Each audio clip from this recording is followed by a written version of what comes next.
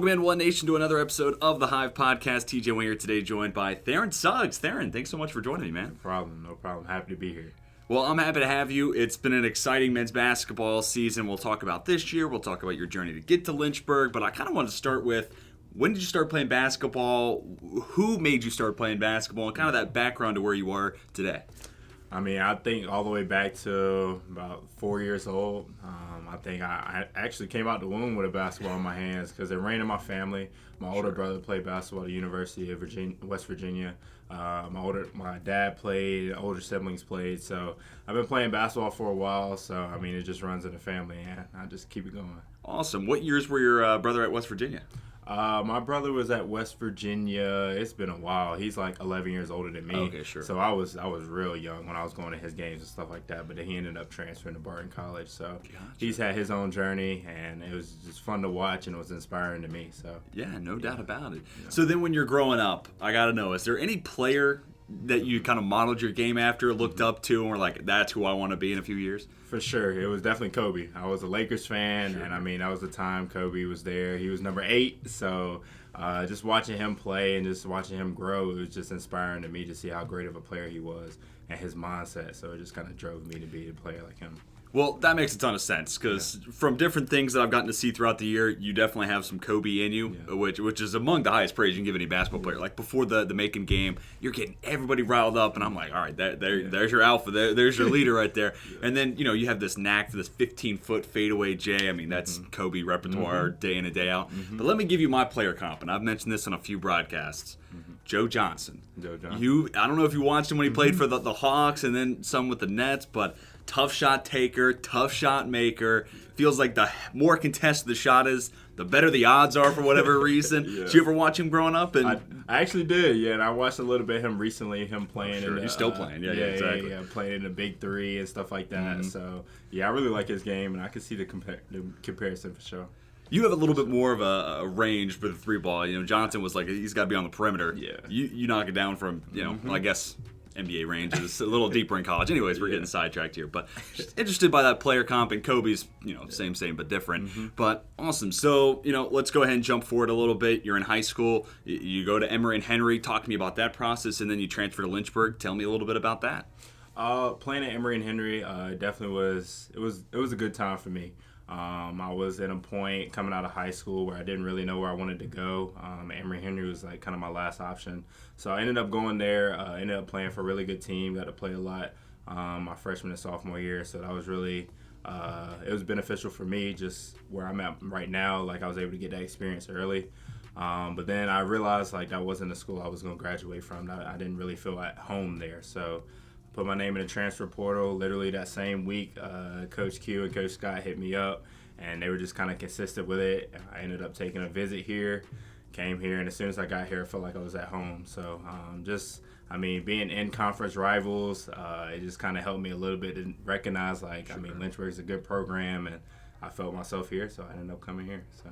No doubt. And now we've added another grad transfer in Carrington. We'll talk about him in a minute. But you, Izzy Lockme, and T.C. Thacker, three grads now on the team and in the starting lineup. And that feels like, again, we're going NBA comps here. Kind of feels like those Celtics big threes in a lot of ways. You're the Pierce, and then TC's the KG with Izzy is the Ray Allen. But anyways, what is it like playing with those guys day in and day out? I'm sure you guys have got to be as close as it gets on the team. I really enjoy it. I feel like we bond well off the court, which helps us on the court. We all kind of think the same. We're not uncomfortable with talking to each other when we feel like things are going wrong or we feel like things need to change. They're very intelligent guys. They have high IQ, so when you have high IQ players around you, it's just easier to play. So, I feel like our relationship's really good. No doubt. And this is something I meant to ask Izzy when he was on the podcast a couple weeks ago, but having TC as that, inside-out combo and the way you play and, you get those screen right, screen left, and it's like, all right, well, there's 1,000 options off of this with these two. So what does that do for your game and helping open up your scoring, but also the offense in general? Because, hey, if you're not open, TC probably is. Exactly. I feel like it just takes the pressure off of me. You know what I'm saying? I feel like teams can't just key in on me because at the end of the day, I just throw it down there. And, when I feel like I throw it down there, I'm just cool. I just chill because I know it's going to go in. Also having Izzy on the side, if I throw it to Izzy, I know, I mean, if he can get it off, like, it's good. So, I mean, it just kind of takes the pressure off me, and teams can't key in on me. So awesome. So focusing in on this year in specific, we're still living in an age of COVID, so postponements, you guys have had to be flexible with the schedule and whatnot. But, from the beginning of the year onward, let's start with, a huge game against CNU. It was the home opener, and CNU wasn't ranked at the time, but now top 25 team. We all kind of expected them to be in that conversation once we got to this point in the year. But, what does that win mean for you and your, final season here at Lynchburg, but for this team in general? It was a big win for sure. I played CNU early on in my career, and I didn't get to win. But just to be able to get a big win like that at home and just give us some momentum going into the start of the year, like, it was really big for us, and it's going to look good on our resume later on, especially now that they're a top 15 team or something like that. So it was definitely a big win, and I wish we would have got the one when we played at CNU. It was a close one, but it definitely helped us as a team grow. So, yeah. No doubt. And then one of the things I also talked to Izzy about is there are not a whole lot of teams who want to play defense, but anytime I get to see y'all play, y'all look like you want to get down and get a stop and get back the other way.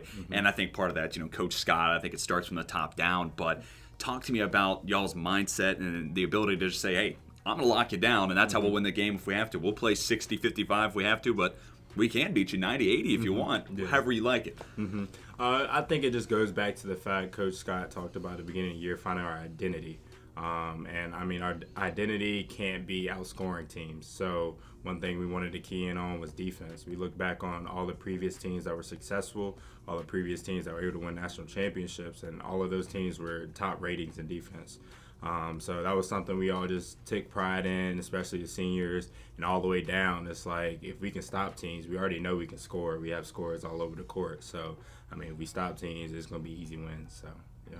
No doubt. And then we get back to, the surge in COVID, right? You kind of mentioned the game at CNU. That was a tough road battle. And then you go out to Ohio, and you're supposed to play a different team on the second day, end up playing Worcester. And that game has its complications. And then you get to the new year, and are we going to go to Guilford? No, okay, that game's postponed. Shenandoah, same thing. So what is it like, and what has the team dynamic been in this influx of a season where it's like, okay, we have to be ready to play at any day, but also we don't know. We don't have to suit up, so we can kind of just relax, rest up, and hang out as a team.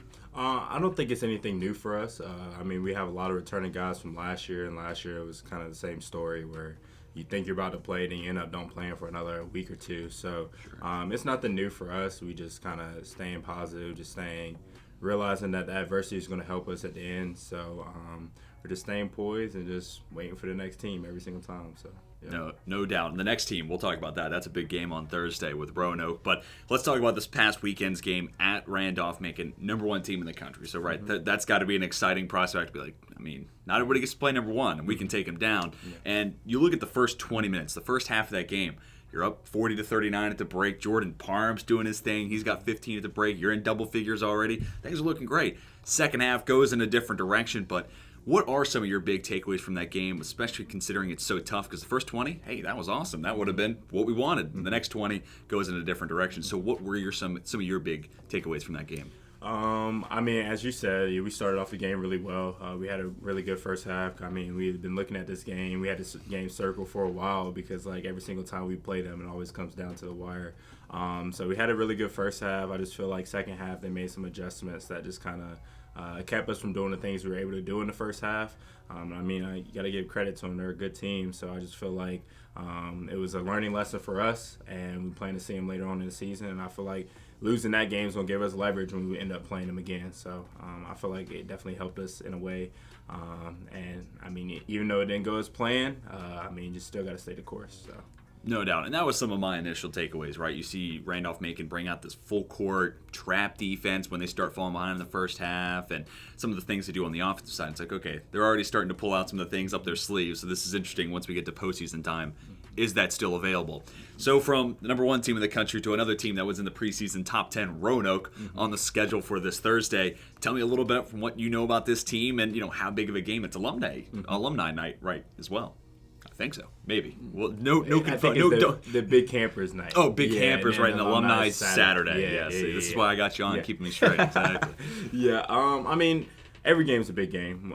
Every team we have coming up, we want to win. We plan to win.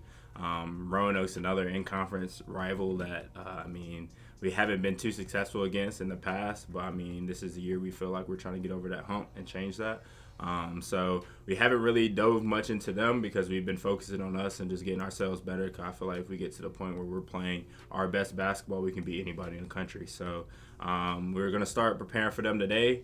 We'll learn a little bit about them. I already know a little bit about them since I played them all 4 or 5 years I've been in college. But, I mean, it's just about getting prepared. And, I mean, we're excited. It's another home game. We're able to have fans. So it's definitely going to be a big game for sure.